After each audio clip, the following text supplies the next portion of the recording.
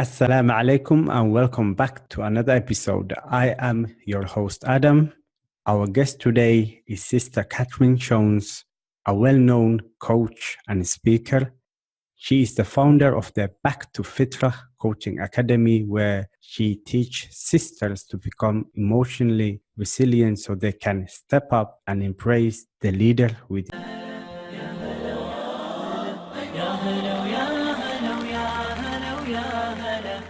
Assalamu alaikum, Sister Kathryn, and welcome to the show. Wa alaikum salam wa rahmatullahi wa barakatuh. Jazakallah khair for having me. Jazakallah khair for coming on. So what inspired you to create Back to Fitrah Coaching Academy? It's been quite a journey, and perhaps a similar one to many coaches where it's kind of evolved. I actually just started with parenting programs. So I became a parenting by connection instructor. And my interest initially was just to teach this parenting program. But I learnt more and more about internet marketing, and sort of gradually it became a business. At the same time of doing my certification to be a parenting instructor, I was also doing my graduate diploma in teaching and learning to be a parenting instructor. I was also doing my graduate diploma in teaching and learning to become a teacher in the classroom, and decided that the kids' behavior really showed us that we really needed to help parents so that they could send their children to school more on track, so that teachers didn't have to spend so much time managing children's behavior. So I didn't become a classroom teacher. I actually ended up focusing on parent coaching. Along the way, I got encouraged by one of my coaches to do business coaching, and then I got encouraged back to do parenting coaching, and then I got encouraged back to do business coaching.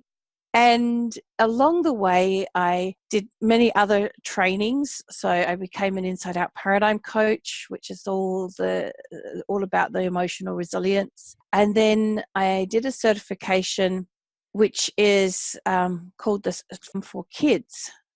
We've got 3, one from ages 6 to 10, one from 10 to 13, and 13 to 25. And that is all about emotional resilience as well.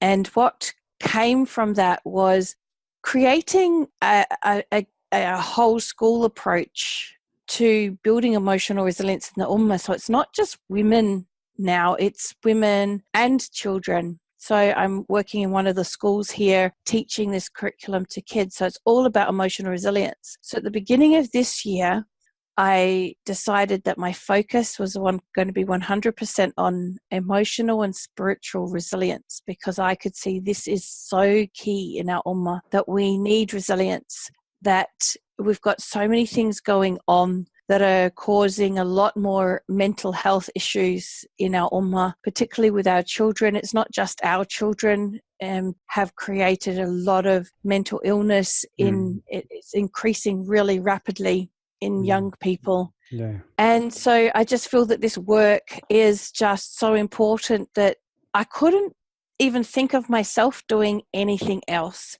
And the reason I called it Back to the Fitrah is because that's how I experienced it myself as I went on my own journey to emotional resilience. Was like all the things that had corrupted my way of looking at the world, all of the hurts, the experiences that I had, as all of that fell away, I felt like I was coming back to my innate natural sense of emotional resilience, which I believe every child is born with on that fitrah. So that's why I called it Back to the Fitrah.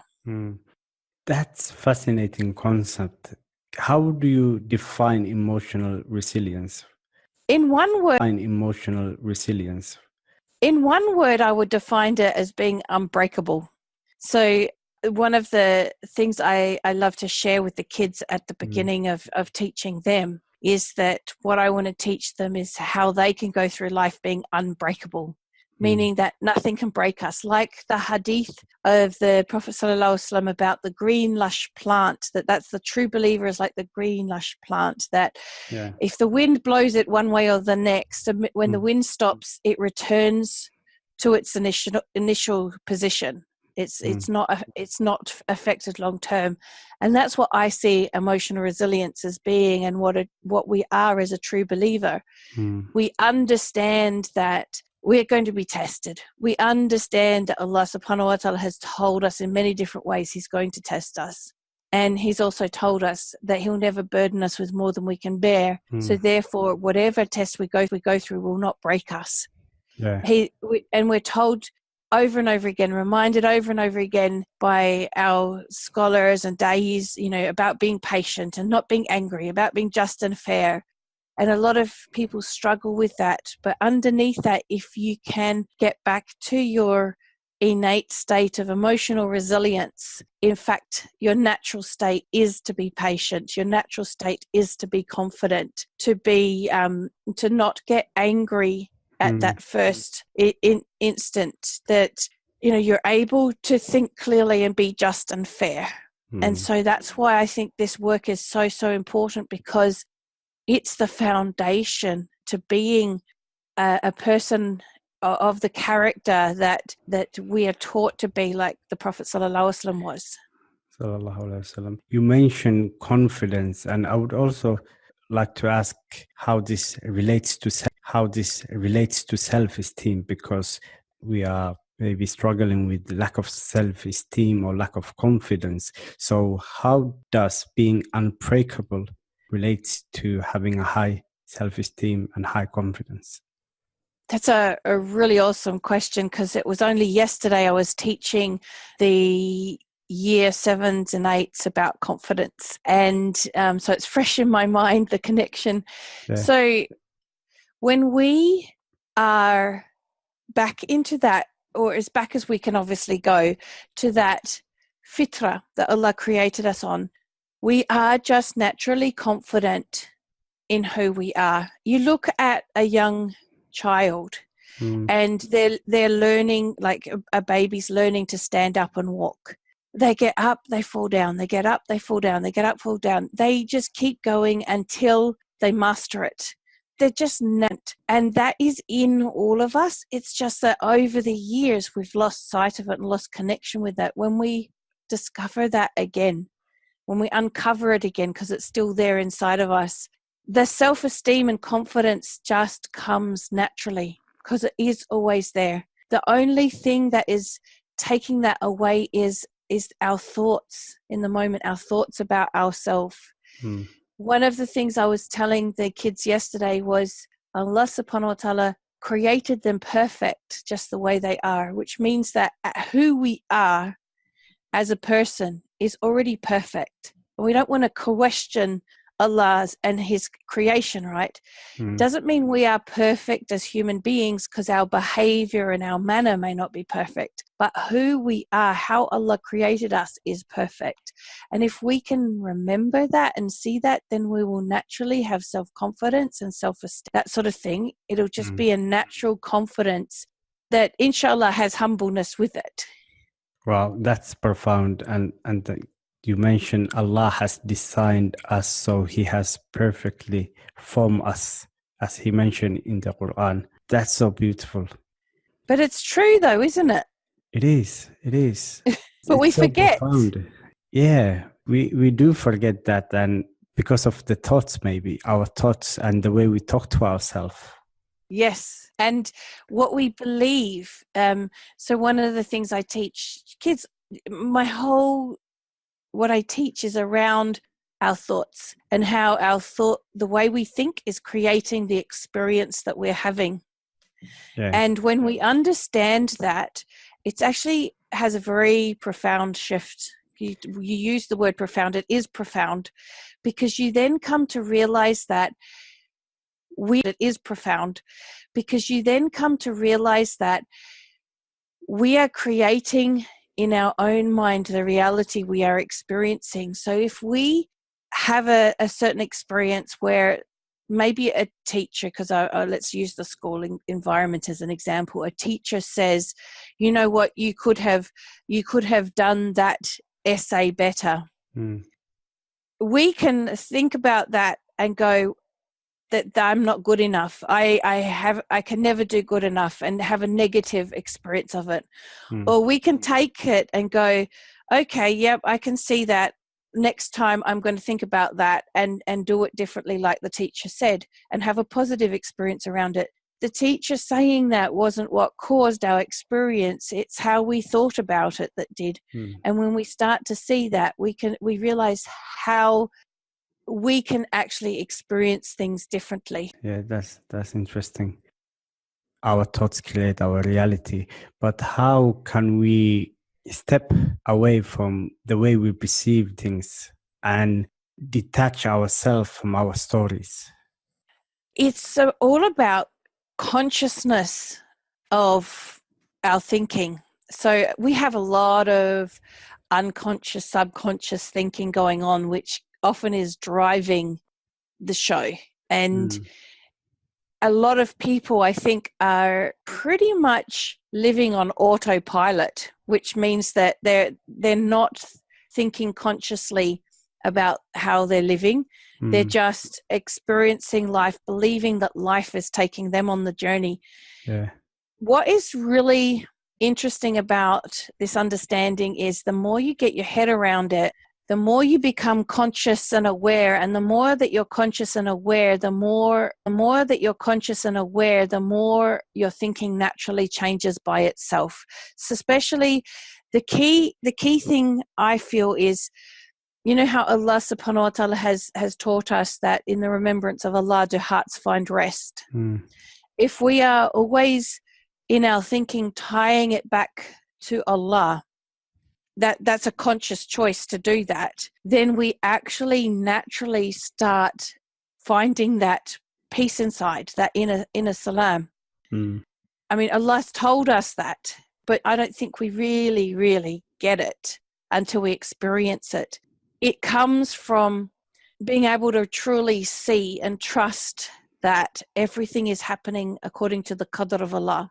That and accepting that if something doesn't happen, there's a good reason for it, and if something does happen, there's a good reason for it, and instead of building a story around it, just understand that things are happening, and our test is how we're responding to those things, as opposed to us building a story of this is happening to me or this is happening for me. As soon as we start thinking like that, we're creating a story around it. Yeah, that's true. And it's the stories that lead us astray. Yeah, absolutely. I came across training or free course that you give about toxic self-talk. So I want to know, what do you mean by toxic self-talk, and is it the same than negative self-talk? Sure. So when I do my marketing, I'll use the language that people understand to attract them to listen. Because if I talk the way I understand things now, then it doesn't resonate. The way I understand things now, then it doesn't resonate. So when I say banish toxic self-talk, it's I don't use that sort of language in my teachings. I just use that language in my marketing to attract people. So I have another one that's called saying no to a narcissist. I don't use language like labeling people as narcissists either, because I don't believe in us putting things in boxes and categorizing things like that, because then it limits the way we think about things. So toxic self-talk is like negative self-talk. At the end of the day, what I teach is everything is just thought. Everything is thought, and thought is neutral. It's the story we put around those thoughts ends up with the negative or positive experience from them. So yeah, people get caught up in a negative thing that we do. Really, the truth of the matter is we come to understand how it really works, and when we understand how it really works, it naturally falls away by itself. so we don't have to banish it, if that makes sense. So a does. lot of my language you'll see in my marketing actually doesn't represent the final result or what I actually teach. It's actually a marketing technique to talk the language of the people who need my help, so that they're attracted to it. But what I teach them in the end is something quite different. I got you. So, you know the saying, sell them what they want and then give them what they need. Yeah, absolutely. Yeah. And I want to ask what challenges you have faced in your coaching journey. Lots of different challenges. I think that along the way, it's the fact that you need to do a degree in internet sales and marketing in order to run a business. So one of the most frustrating things about my business is the fact that I would rather just be working with people and doing this amazing work and seeing their faces change when they get it and their lives change when they get it, than spending so much time in sales and marketing to try and get the people in that need this. And so I guess that's a big frustration for me, because I think that takes up more time than the actual time that I spend delivering the help that I give. And I'd much rather just invest all my time in helping people, right, rather than all the marketing. I think the other thing is that's very frustrating is because this is my sole income, for me and for my 5 children, we have a real attitude, sole income, for me and for my 5 children, we have a real attitude in our ummah that this work should be done for free. I sometimes get emails from people, oh, you should do this for free. It's like, yes, but then who's going to pay for the electricity and the rent and everything? It's like, if you go to a doctor to have something fixed medically, you don't expect them to do it for free. So why, if you come to someone who helps you fix things emotionally and spiritually, should it be for free? I mean, I've invested, I don't know how many, but well over $100,000 at least in my own education to be able to teach this, and many, many, many years of studying, and I never stop studying. I'm always learning to teach this. So yes, I might not have a PhD or some formal qualification. I mean, I have many formal qualifications, but like they would for a doctor, but that doesn't make me less qualified to be of help of service, and therefore shouldn't be paid. So that is a big frustration. And another frustration is that we have so many people out there who perhaps aren't qualified out there saying they are coaches, that I sense over these recent perhaps 12 months or so, a lack of trust in the niche, in our Muslim women niche, to invest, because then don't believe that actually people are qualified. So it's not that we don't have amazing coaches with qualifications, it's that they have to really ask and find out who really can help them, and who is someone who just decided to call themselves a coach and hasn't had any training behind them. Funny thing that you mentioned is, I would add on what you said, that people are expecting to get coaching for free, but they will be willing to pay whatever price if the coach is non-Muslim. They have no problem with that. And for us Muslim women coaches, they would happily pay a Muslim male coach over a Muslim female coach. So we've got two layers of barriers. Wow, that we're female and Muslim, because I've had people who have a choice between, say, myself and a male coach who does the same work, who charges a lot more than me, and they would pay him a lot more than I charge, because there's this belief, and it is perpetuated in our ummah, that men know better than women. And I think for Muslim women, they really, just because it is better Islamically for us to be working in our own gender. And I believe that our men in our ummah need help And we need our male coaches to be really having some kind of agenda to get to the men in our ummah and start coaching them, because the women are leaving them behind in the personal development area. Like you look at any program which is a mixed program, and 90% at least will be women. You go to the Twins of Faith conference I went to, the difference has been growing every year. It used to be like 2/3 women, 1/3 men. This year it was like 3/4 women. So out of the thousands that were there, 3/4 of them were women. Yeah, that's funny you mentioned that, because the last course I took, I remember there was maybe over 90% sisters, maybe over 90% sisters on the course, and they were setting up a WhatsApp group for sisters, and they were like someone asked, where's the WhatsApp group for brothers? And we were like, what brothers? There's only a few of us. Yeah.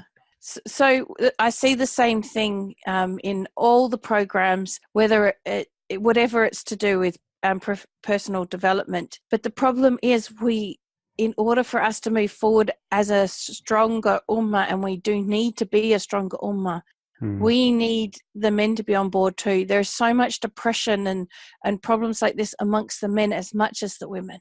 Yeah. And for us women, it's not appropriate for us to be coaching them. We need the brothers to have some kind of agenda to work out how they can engage that audience and work with that audience into your programs and things like that. But we as sisters need the men to come along too, because it's very frustrating when we reach a heightened level of awareness and understanding, and we're dealing with men who don't get it.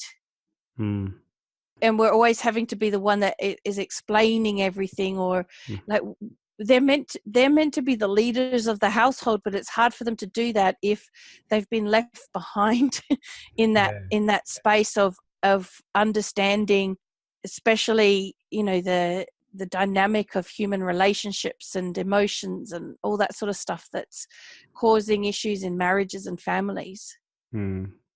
What would you say if someone say, in defense of men coaches, they put their marketing advertising there and they have to pay the bills too, so only clients they have is sisters because interested? I'm not telling them to not help the women, but I think they shouldn't poach our clients, because we work so hard for them. And I've had some male coaches poach my clients, and I've thought, that's just so unfair, because I work so hard to get them. So it certainly should be ethical, but no, it's more about having a thought towards how can we engage the men. So not just make it about paying the bills. For me, it's not just about paying the bills. Yes, I need to pay the bills, but my focus in my business is not financial. Perhaps it should be. Maybe that's it's probably one of my biggest weaknesses in my business, is not to be money focused. My focus is on solution, as being a part of the solution to the ummah. So it would be great for the male coaches to think in that term as well. Yes, okay, you have to think about the money as well, but think about how can we be part of the solution of the ummah?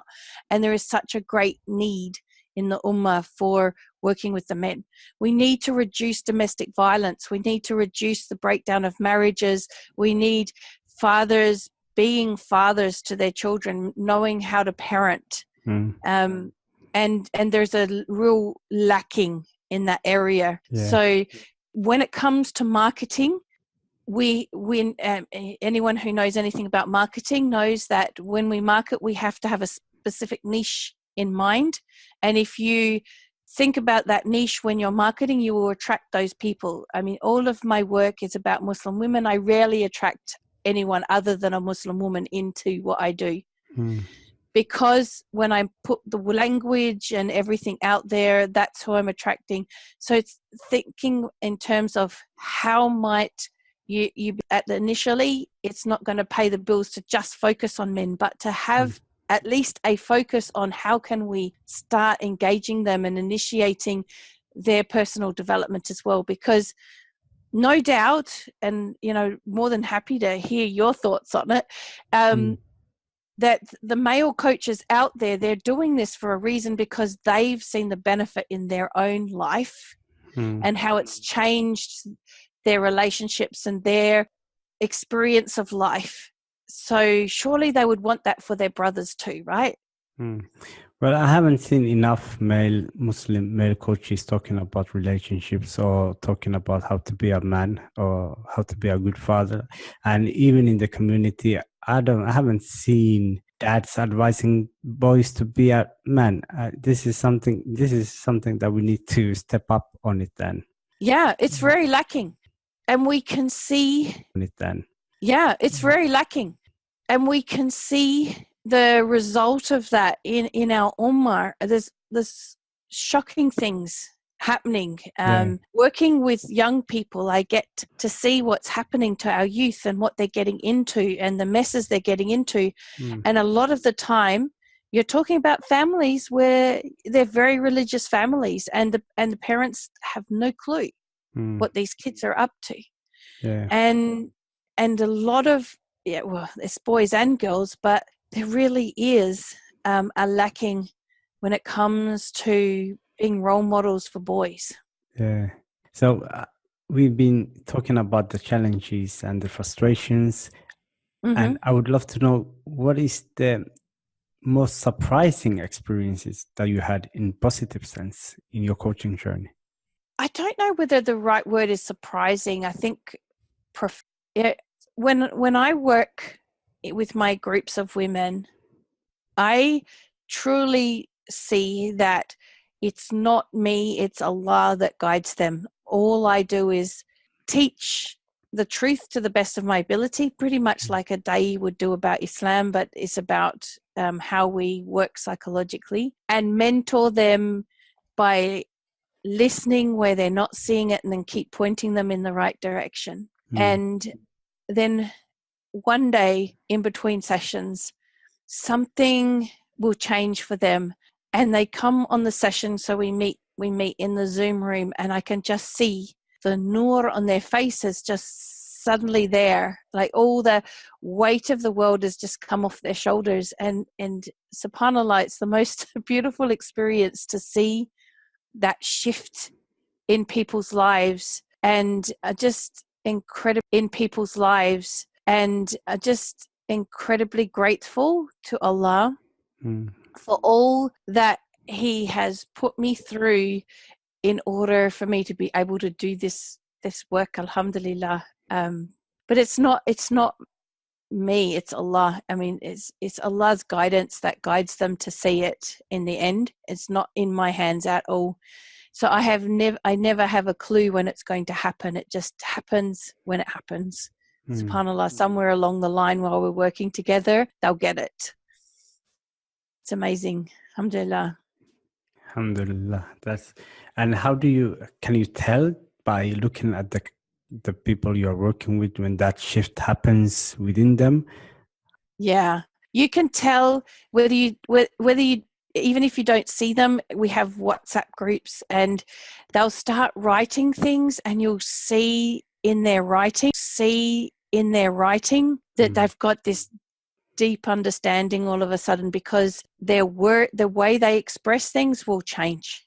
It's really obvious, subhanallah, and it's such an amazing thing. And it's not, one of the things to understand is it's not there all the time. Like, you know how Allah subhanahu wa ta'ala says that our iman will fluctuate.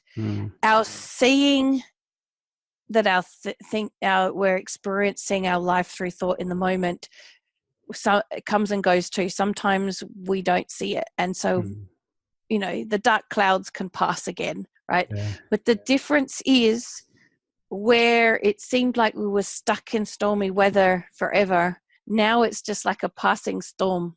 And so a bit like the hadith of the green lush plant, right? It just comes and it goes, stops being challenging, because Allah has already told us that this life is a test. So we're always going to be tested. In fact, because He said He will not burden us with more than we can bear, the tests actually get harder, because we can actually bear more, right?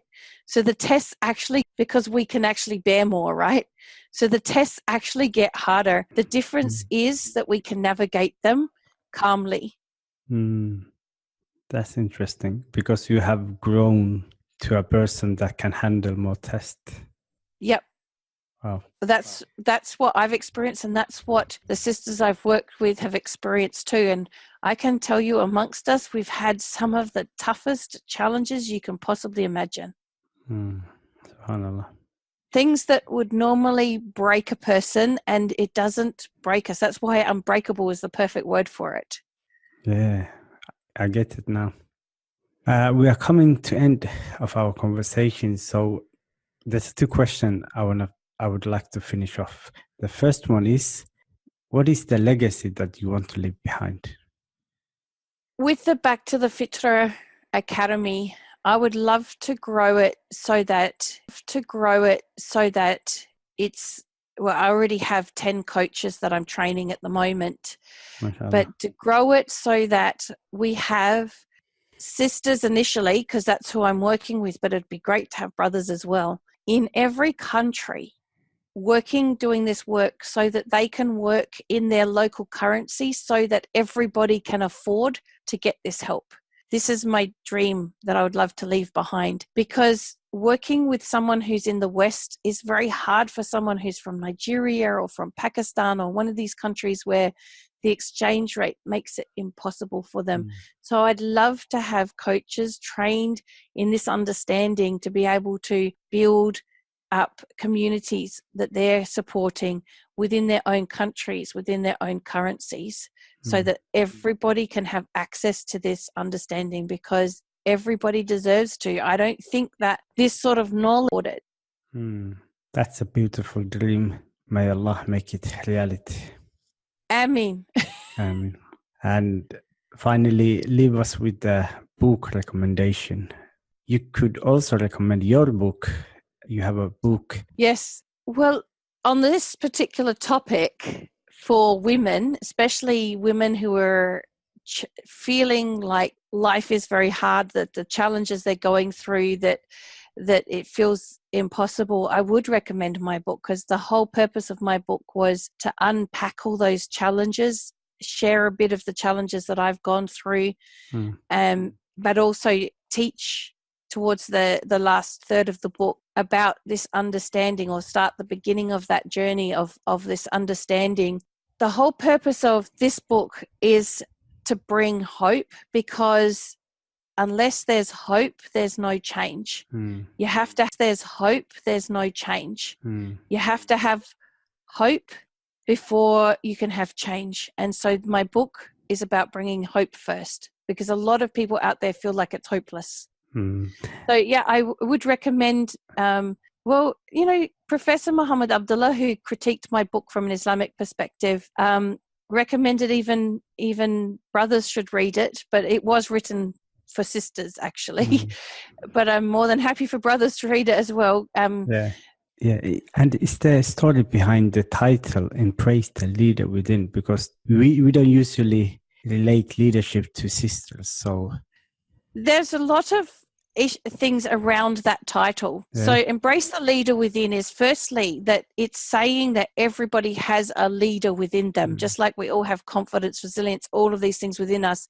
We also have the ability to lead within us. And first and foremost, having life lead them. So it's about actually living life from that conscious perspective, where we're making conscious decisions, right, whether this is the right or wrong thing for us. So getting them to be the leader of their own life for first and foremost. But I do go through and talk about how they can be a leader even in their marriage, in their community, with their children, in parenting, a leader of their own finances.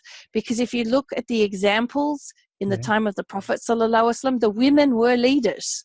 Absolutely, that's true. So yeah, it's really mostly the leader within is focusing on them stepping up and taking charge of their life. And I give lots of examples when I had to do that. And I start the story at the point where I'm crying into my prayer mat, because my doctor who'd been seeing me almost weekly and so worried about my health that she said to me, "Who's going to look after your kids if you die?" And it shocked me into the realization that I had to do something about my circumstances, but I didn't know what to do. And so I just cried into my prayer mat, and that's where the book begins.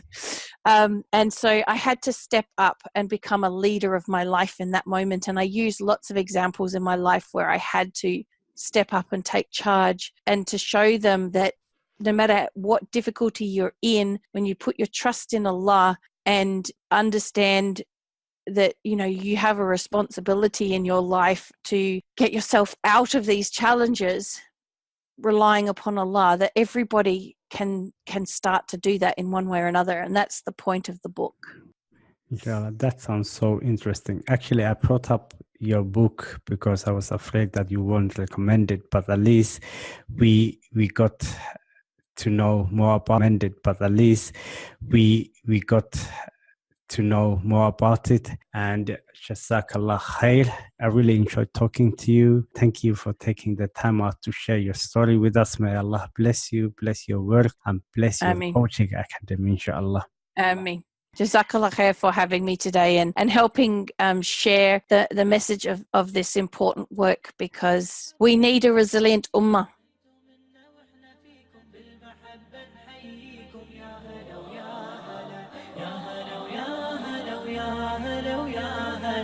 يا هلا ويا هلا ويا هلا ويا هلا حن قلبي على